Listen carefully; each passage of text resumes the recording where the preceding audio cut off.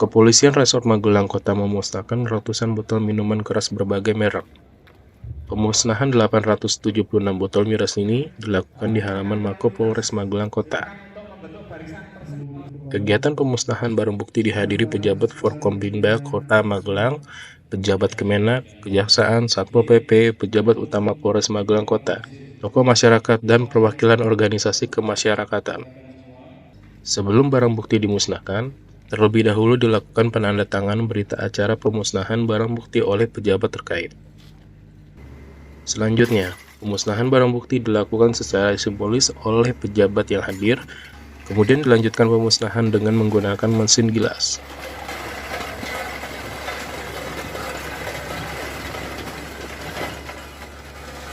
Menurut Kapolres Magelang AKBP Danang Bagus Anggoro, barang bukti minuman keras berbagai merek ini hasil diperoleh dari penindakan dalam kegiatan rutin yang dioptimalkan dan operasi pekat tahun 2024. Kegiatan ini dilakukan secara rutin dan berkesinambungan guna menciptakan situasi Kamtibnas di Kota Magelang yang kondusif, terutama menjelang perayaan Natal dan Tahun Baru 2025. Pemusnahan barang bukti minuman keras hari ini ada tadi kurang lebih 876 botol yang berhasil kita amankan selama persiapan kegiatan operasi lilin ini ya. Kita awali dengan kegiatan cipta kondisi, salah satunya adalah kegiatan operasi penyakit masyarakat. Ya tentunya dari barang bukti yang ada ini merupakan hasil akhir daripada kinerja baik itu yang bersifat rutin KRYD maupun operasi penyakit masyarakat, merupakan hasil juga daripada kegiatan-kegiatan preventif, preemptif ya, yang sudah kita laksanakan ya, menghimbau masyarakat untuk tidak melakukan penjualan minuman keras secara ilegal.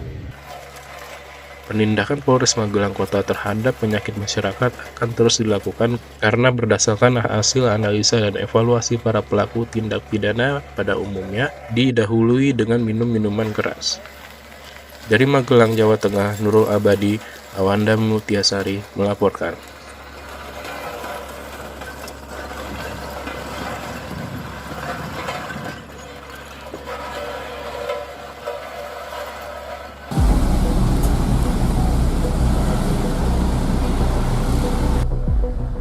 Tim penjinak bom detasemen Gegana Polda DIY menyisir puluhan gereja di Sleman mulai Senin siang.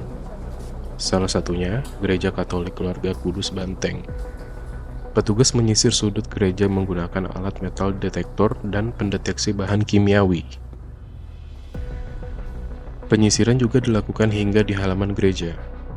Total, ada 20 gereja besar dan prioritas di Kabupaten Sleman yang menjadi sasaran penyisiran. Sterilisasi dilakukan guna memastikan tidak ada benda mencurigakan yang bisa membahayakan jemaat saat misa Natal, sehingga diharapkan umat Nasrani dapat merayakan Natal dengan aman. Pada hari ini kami melaksanakan sterilisasi gereja-gereja di wilayah Polres Sleman. Polres Sleman ada 20 gereja. Tim kami bagi 2 tim untuk wilayah gereja wilayah timur, kemudian gereja wilayah barat. Alat yang digunakan apa aja? Kami menggunakan alat deteksi JIBOM dan alat deteksi KBR yang meliputi metal detektor, kemudian seeker, kemudian alat pendeteksi radioaktif, dan alat non-magnetic main product. Gereja Katolik Keluarga Kudus Banteng akan menggelar 4 kali misa pada malam Natal dan Hari Raya Natal 2024. Demikian laporan tim e-Channel TV dari Yogyakarta.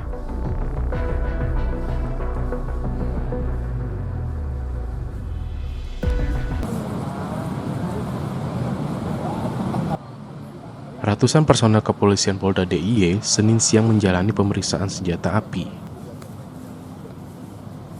Pengecekan dilakukan Kapolda DIY Irjen Suwondo Nainggolan dan anggota Kompolnas Khoirul Anam. Pemeriksaan meliputi berlaku surat, kondisi senjata api, serta jumlah peluru atau amunisi yang dimiliki. Pengecekan ini penting dilakukan sebagai bentuk pengendalian penggunaan senjata api oleh anggota Polri, sekaligus respon atas berbagai fenomena penyalahgunaan senjata api yang dilakukan anggota kepolisian. Kami mengapresiasi kepolisian ya, khususnya Pak Kapolri memerintahkan seluruh jajarannya, seluruh Indonesia untuk melakukan pengecekan senjata. Dan ini memang komitmen bersama Pak Kapolri, kepolisian dengan Kompolnas soal bagaimana pengendalian senjata api ini. Itu yang pertama. Yang kedua, khususnya kepada Polda DIY, kami juga terima kasih karena kami dikasih kesempatan untuk ngecek langsung, melihat langsung. Karena ini bagi kami juga penting, ya, pengendalian penggunaan senjata api dengan ngecek pistolnya, dengan ngecek pelurunya, sekaligus dengan ngecek masa berlakunya, itu merupakan tahap penting dalam konteks respon pengendalian senjata api tersebut. Kan tadi fungsinya itu untuk terus mempertahankan disiplin anggota terkait dengan surat. Kenapa surat itu penting? Karena harus melalui tes psikologi. Dengan itu membuktikan bahwa yang bersangkutan tingkat kelayakannya masih lulus dalam tingkat kelayakan pemanfaatan senjata api. Itu yang pertama. Yang kedua, memastikan senjatanya ada. Gitu. Jadi memastikan senjatanya ada. Yang ketiga, pelurunya sesuai dengan jumlahnya 25 harus 25. Kalau kurang kita tanya, untuk apa kurangnya? Karena kalau latihan itu di switch, dipakai latihan 25, nanti dikembalikan 25. Tapi biasanya latihan itu 5 atau 10, nanti dikembalikan 10. Jadi itu maksudnya pengecekan hari ini. Melalui pengecekan SEMPI ini, diharapkan tidak ada lagi personil kepolisian yang menyalahgunakan senjata api. Demikian laporan tim e-Channel TV dari Yogyakarta. Dan jangan terlalu padat ya. Siap. 7. Siap. Ininya ya. Sebanyak 53 orang pengurus keluarga besar pelajar Islam Indonesia atau KBPII Kabupaten Magelang periode 2024-2027 dilantik oleh Ketua Pengurus Wilayah Keluarga Besar PII Yogyakarta Besar, Ananta Heri Pramono. Ke-53 orang pengurus ini terdiri dari 35 orang pengurus KBPII dan 18 orang lembaga khusus PII Wati, Kabupaten Magelang. Acara pelantikan dilaksanakan di Aula Gedung SMP IT Iksanul Fikri, Pabelan Mungkit. Acara pelantikan dilaksanakan di Aula Gedung SMP IT Iksanul Fikri, Pabelan Mungkit, Kabupaten Magelang, disaksikan ratusan anggota alumni PII wilayah Yogyakarta Besar. Turut hadir Dewan Pertimbangan, Dewan Penasehat, dan Dewan Parkar PII wilayah Yogyakarta Besar. Acara pelantikan mengambil tema berkontribusi membina generasi kreatif yang beriman dan berakhlakul karimah. Atas nama pengurus wilayah keluarga besar PII Yogyakarta Besar, kami mengaturkan selamat atas pelantikan KBPII Kabupaten Magelang. Semoga pengurus yang baru ini mendapat ridho, mendapat lindungan, mendapat kekuatan dari Allah SWT, sehingga bisa bermanfaat bagi masyarakat umat khususnya di Kabupaten Magelang ini, dan juga bisa mensupport keberadaan adik-adik pelajar Islam Indonesia di Kabupaten Magelang. Mari kita bekerja bersama-sama, berjuang bersama-sama di bidang dakwah untuk kemaslahatan umat dan bangsa Indonesia. Adapun pengurus KBPII Kabupaten Magelang periode 2024-2027, Ketua Zainal Abidin, Sekretaris Muhtaslim, Bendahara Hesti Purwati, serta dibantu bidang organisasi, pendidikan dan kader, bidang humas, bidang ekonomi, bidang dakwah, dan bidang seni budaya. Saya setelah ditunjuk sebagai Ketua PB, ya memang bagaimanapun, berat manapun, karena saya merupakan kewajiban, kita laksanakan semaksimal mungkin menurut kemampuan. Target mungkin programnya apa yang umum? Target karena pada 10 tahun atau 20 tahun yang silam itu PI susut berdasarkan hidupkan mati tak mau. Maka ini akan kita bangkitkan kembali bersama-sama teman-teman. Sudah siap untuk ke sana. Caranya membangkitkan? Pertama yaitu turun ke bawah mengembangkan keluarga besar PI yang ada di masing-masing kecamatan. Lantas nanti saya mohon masing-masing kecamatan apabila ada training kami untuk mengirimkan, dan itu nanti setelah training biar digarap dari pengurus daerah yang sekarang masih aktif. KBB ini keluarga besar, artinya itu ada kelanjutannya dari PII. Maka sedapat mungkin KBBI harus bisa membina PII anak-anak muda ini. Ini intinya. KBBI-nya itu bagus, tapi kalau PI-nya tidak bagus, itu tidak berhasil. Karena KBBI makin lama akan habis. Usianya sudah sepuh-sepuh. Ya kan? Maka yang muda-muda dari SMP, SMA, mahasiswa udah dibina. Itulah kesannya pertama. Pelantikan dimeriahkan bazar dan paduan suara keluarga besar PII wilayah Yogyakarta Besar. Dari Yogyakarta, Nurul Abadi Awanda Mutiasari melaporkan.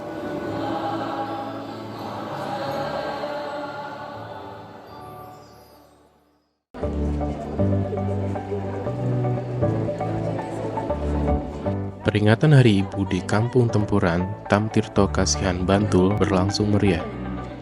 Kaum perempuan di kampung ini menggelar upacara yang dipusatkan di area pendopo kampung. Meski cuaca terik, namun jalannya upacara berlangsung khidmat.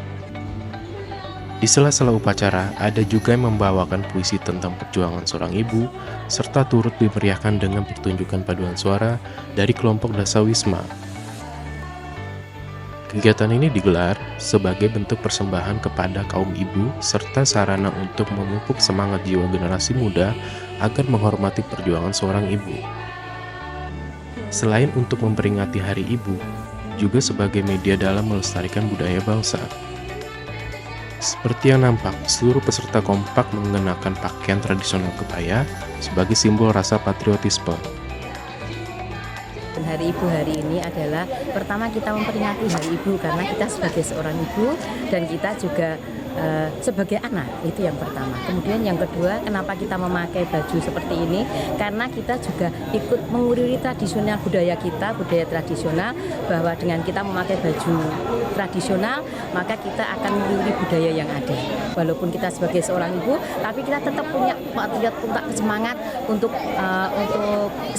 sebagai warga bangsa Indonesia, kita punya semangat untuk cinta pada tanah air. Ada yang menarik dalam kegiatan tersebut.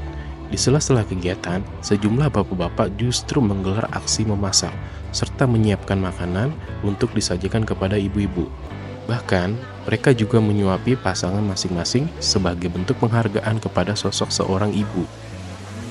Nah, ini kan dalam rangka memperingati Hari Ibu. Nah, ini karena ibu-ibu hari ini untuk bersenang-senang, mungkin untuk bergembira dengan senang. Tadi sudah ada upacara, itu bapak membantu jeripayah menggantikan peran ibu pada saat ini, pada tanggal 22 Desember itu karena pas memperingati Hari Ibu. Jadi bapak-bapak ini berperan untuk menggantikan peran ibu untuk memasak.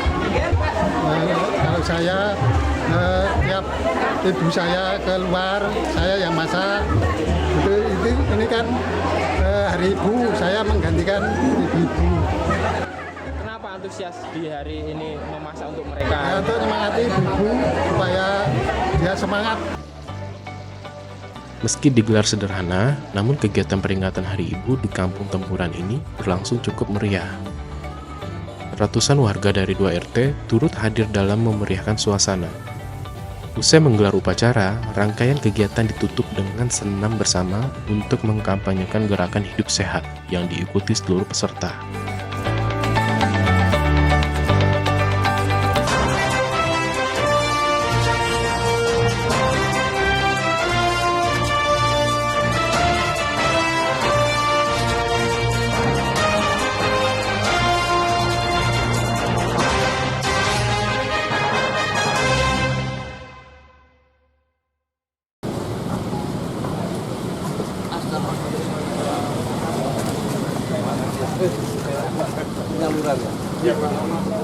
Menteri Sosial Saifullah Yusuf bersama Wamensos Agus Jabo menyalurkan bantuan sosial di kantor pos Sleman, Yogyakarta. Sebanyak 180 warga menjadi sasaran penerima bantuan program sembako dan program Keluarga Harapan. Bantuan diberikan kepada keluarga penerima manfaat seperti ibu hamil dan anak usia di bawah 6 tahun, pelajar, penyandang disabilitas berat, serta lansia. Mensos meminta para penerima bantuan dapat menggunakan uangnya untuk kebutuhan penting dan tidak boleh untuk judi online. Jadi tidak boleh digunakan sembarangan. Digunakan untuk hal-hal yang paling pokok, hal-hal yang paling penting. Apalagi untuk beli-beli yang lain yang nggak penting-penting. Lebih-lebih untuk judol. Wah, itu jelas dilarang dan itu pasti tidak akan ada masalah. Artinya bantuan yang diberikan ini diharapkan memberikan manfaat terutama kepada keluarga penerima manfaat agar kebutuhan dasarnya terpenuhi. Pada penyaluran bantuan triwulan 3 dan 4, Pos Indonesia mendapat alokasi 4,6 juta penerima di seluruh Indonesia. Ada. Jadi untuk tahun ini ya, untuk triwulan 3 dan 4 ini Pos Indonesia untuk mendapat alokasi 4,6 juta penerima ya. Kemudian untuk Yogyakarta sendiri itu alokasinya sekitar 12.000 ya. Dan untuk KC daerah Sleman ini, Kabupaten Sleman ya, itu ada 4.381 penerima. Dan hari ini kita kumpulkan ada sekitar 180 penerima yang dibayarkan di KC Sleman hari ini. Mensos Saifullah Yusuf berharap bantuan ini dapat memberikan manfaat bagi penerimanya. Demikian laporan dari tim e-Channel TV dari Yogyakarta. Dan para hadirin yang saya banggakan. Untuk memastikan perayaan Natal 2024 dan Tahun Baru 2025 di wilayah hukum Polres Magelang Kota dalam kondisi aman, Kepolisian Resort Magelang Kota menggelar upacara gelar pasukan Operasi Lilin Candi 2024. Upacara gelar pasukan dipimpin Kapolres Magelang Kota, AKBP Danang Bagus Anggoro. Sesuai sambutan Kepala Kepolisian Negara Republik Indonesia, Danang menyampaikan bahwa upacara gelar pasukan ini merupakan bentuk kesiapan personil dan sarana prasarana pengamanan Nataru dapat terselenggara secara optimal dan sinergi, sehingga perayaan Natal dan Tahun Baru dapat terselenggara dengan aman, tertib, dan lancar. Momentum Nataru merupakan momen penting bagi masyarakat untuk ibadah, bersukacita, berlibur, dan berkumpul bersama keluarga, sehingga berdampak pada mobilitas dan aktivitas masyarakat di berbagai daerah. Karena itu, Polri bersama jajaran terkait selalu siap melakukan pengamanan agar aktivitas masyarakat berjalan aman dan kondusif. Persiapan Nataru, ya kita tadi sudah melaksanakan apel gelar pasukan yang diikuti oleh stakeholder terkait.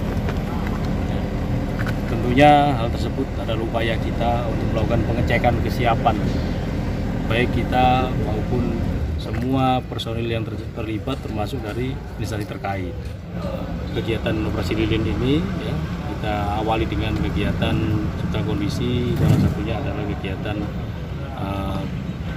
operasi penyakit masyarakat. Rekan-rekan yang akan melaksanakan mudik baik itu Natal maupun mudik Tahun Baru. Jadi situasi di Kota Magelang pada khususnya terkondisi aman, Kamseltib Carlantas juga tercapai sesuai harapan. Untuk personil yang untuk persiapan Nataru ini berapa? Yang dilibatkan semuanya 181, ditambah 61 orang dari TNI, ditambah dari stakeholder baik itu Dishub, PMI, Satpol PP, Kesehatan. Pospamnya di mana? Pospamnya kita rencanakan nanti di alun-alun dan Simpang Trio yang berbatasan dengan Kabupaten Magelang. Upacara gelar pasukan ditandai dengan pemeriksaan pasukan dan pemasangan pita serta rombik kepada perwakilan pasukan. Upacara diikuti oleh ratusan peserta yang berasal dari jajaran TNI, Polri, Satpol PP, Dinas Perhubungan, dan instansi terkait lainnya. Turut hadir jajaran Forkopimda Kota Magelang. Masyarakat dihimbau dalam merayakan Natal dan Tahun Baru untuk selalu menjaga ketertiban, keamanan, kedisiplinan, dan toleransi. Dari Magelang, Jawa Tengah, Nurul Abadi, Awanda Mutiasari, E-Channel TV melaporkan.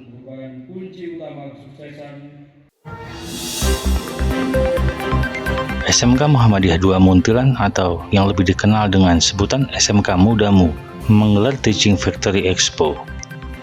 Kegiatan yang digelar di halaman sekolah mengangkat tema melangkah dengan teknologi mengakar pada budaya. Factory Expo memamerkan berbagai produk barang dan jasa dari para siswa, serta penampilan berbagai karya seni tradisional daerah. Kepala SMK Mudamu, Untung Supriyadi, mengatakan sebelum menggelar expo, para siswa terlebih dahulu menerima materi pembelajaran dari program Teaching Factory atau TEVA, bantuan dari Direktorat Jenderal Vokasi. Teaching Factory adalah pembelajaran yang mengacu pada kebutuhan industri, sehingga dalam program tersebut, para siswa menghasilkan produk sesuai dengan kondisi nyata industri. Teaching Factory ini bertujuan untuk meningkatkan kesiapan, menyelaraskan kompetensi dan membentuk karakter kerja dan wirausaha lulusan SMK sesuai dengan kebutuhan dunia usaha dan industri. Alhamdulillah hari ini kami SMK Muhammadiyah II Muntilan menyelesaikan serangkaian program dari Teaching Factory Penimbasan. Alhamdulillah kegiatan sudah dimulai 5 bulan yang lalu, dibuka langsung oleh beliau, Bapak Kepala Cabang Dinas Pendidikan Wilayah 8. Alhamdulillah hari ini adalah kegiatan puncak Ibu Bapak terkait dengan program Teaching Factory tahun 2024. Apa hasilnya Bapak Ibu? Hasilnya nanti kita lihat di belakang panggung kita Bapak Ibu. Ada 4 SMK jejaring yang akan menampilkan hasil produknya setelah bekerja sama dengan SMK Muhammadiyah II Muntilan.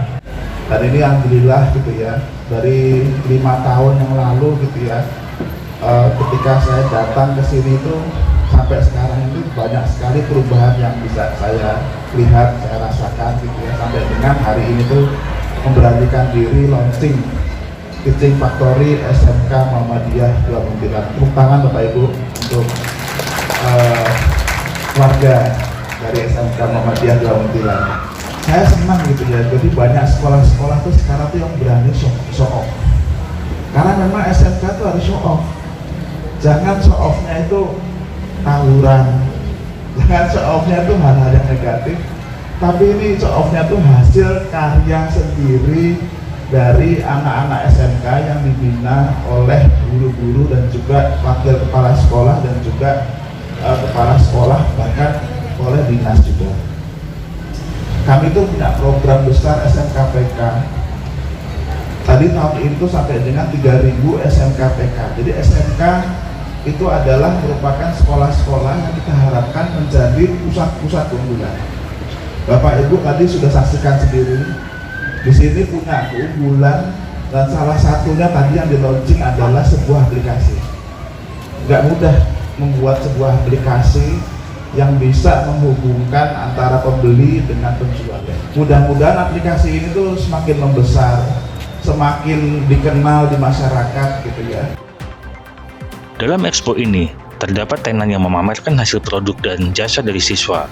Produk dan jasa ini meliputi Mudamu Mart, aplikasi SMK, SIP, dan expo berbagai kegiatan ekstrakurikuler sekolah seperti peleton inti, sepak bola, pecinta alam, bahasa asing, bengkel motor, dan Hizbul Watan. Pada Teaching Factory ini, SMK Mudamu melibatkan 4 sekolah jejaring yakni SMK Muhammadiyah Dukun, SMK Muhammadiyah Borobudur, SMK Muhammadiyah Temanggung, dan SMK Muhammadiyah Purworejo. Masing-masing sekolah jejaring ini turut memamerkan produk barang dan jasa sesuai dengan program dan keahlian.